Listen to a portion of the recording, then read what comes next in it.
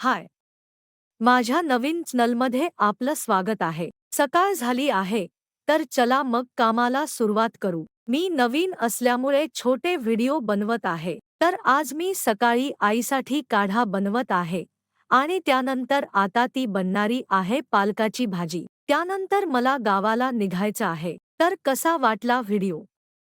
आवडला तर लाईक करा आणि सबस्क्राईब करायला विसरू नका. Thank you.